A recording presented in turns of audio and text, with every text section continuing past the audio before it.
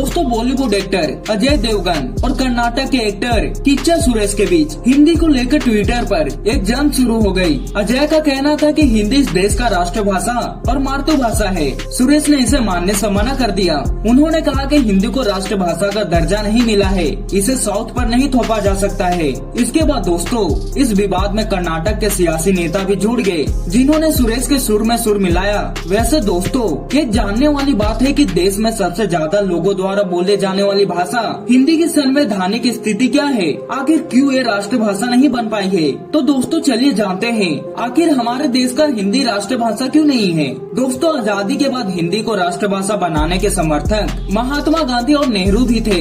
इन्होंने एक या दो भाषा को पूरे देश की भाषा बनाने की मुहिम चला रखी थी, जबकि हिंदी विरोधी गुट इसका विरोध कर रहे थे। वे लोग अंग्रेजी को ही राज्य की भाषा बनाए रखने के पक्ष में था। 1949 में भारत की संवैधानिक समिति एक समझौते पर पहुंची। इसे मुंशी आयंगर समझौता कहा जाता है। इसके बाद दोस्तों जिस भाषा को राज्य भाषा के तौर पर संस्कृति मिली वह हिंदी में थी। कॉन्स्टिट्यूशन में भारत की केवल 2 ऑफिशियल भाषाओं का जिक्र था, इसमें किसी राष्ट्रभाषा का जिक्र भी नहीं था। इसमें दोस्तों ऑफिशियल भाषा के तौर पर अंग्रेजी का प्रयोग अगले 15 सालों में कम करने का लक्ष्य था। ये 15 साल संवैधानिक लागू होने की तारीख 26 जनवरी 1950 से अगले 15 साल यानी 26 जनवरी 1965 को खत्म होने वाले थे। हिंदी समर्थक राजनेता जिसमें बाल कृष्ण शर्मा और पुरुषोत्तम दास टंडन शामिल थे।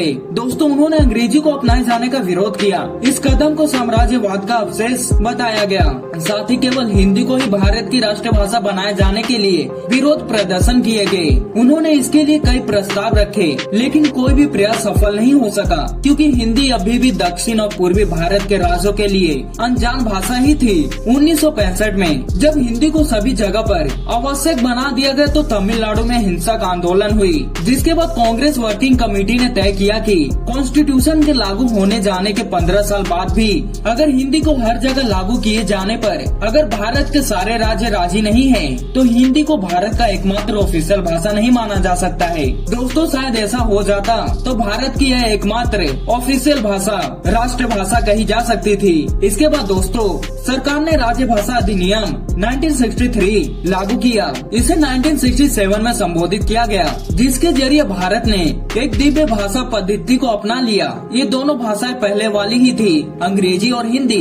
दोस्तों 1971 के बाद भारत की लैंग्वेज पॉलिसी का सारा ध्यान क्षेत्रीय भाषाओं को भारतीय संविधान की 8वीं अनुसूची में जोड़ने पर रहा, जिसका मतलब था कि ये भाषाएं भी ऑफिशियल लैंग्वेज कमीशन में जगह पाएगी और उस स्टेट की भाषा के तौर पर इस्तेमाल की जाएगी।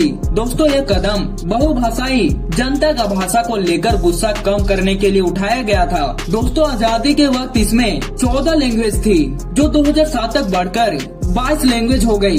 दोस्तों वर्तमान में एनडीए सरकार ने भी इस दिशा में बहुत सी आशाएं जगाई थी। 2014 में सरकार ने आते ही अपने अधिकारियों और मंत्रियों को सोशल मीडिया पर सरकारी पन्नों में हिंदी का प्रयोग करने का आदेश दिया था। दोस्तों स्वयं प्रधानमंत्री भी अंग्रेजी में सहज होते भी अंतर्राष्ट्रीय मंचों पर भी हिंदी में बोलते दिखे जाते हैं। हालांकि दोस्तों फिर भी हिंदी को राष्ट्रभाषा बनने की संभावना बहुत कम है। 25 जनवरी 2010 को दिए गए एक फैसले में गुजरात हाईकोर्ट ने अपने एक फैसले में कहा था, भारत की बड़ी जनसंख्या हिंदी को राष्ट्रभाषा मानती है। ऐसा कोई भी नियम रिकॉर्ड में नहीं है और न ही कोई ऐसा आदेश पारित किया गया है जो हिंदी के देश राष्ट्रभाषा होने की घोषणा करता हो। अक्सर कहा जाता है कि करीब 125 करोड़ की जनसंख्या वाले भारत में 25% से ज्यादा लोग हिंदी बोलते हैं। साथ ही गैर हिंदी भाषा जनसंख्या में भी करीब 20% लोग हिंदी समझते हैं, इसलिए हिंदी भारत की आम भाषा है। लेकिन कई भाषाविदों का कहना है कि हिमाचल प्रदेश, उत्तराखंड, राजस्थान, बिहार, झारखंड और छत्तीसगढ़ के लोगों को हिंदी भाषियों में गिन लिया जाता है। वो लोग हिंदी भाषी नहीं है और दोस्तों उनमें से बहुत से लोगों की भाषा जनजातीय या क्षेत्रीय है। ऐसे में इन्हें हिंदी भाषी के तौर पर गिन लेना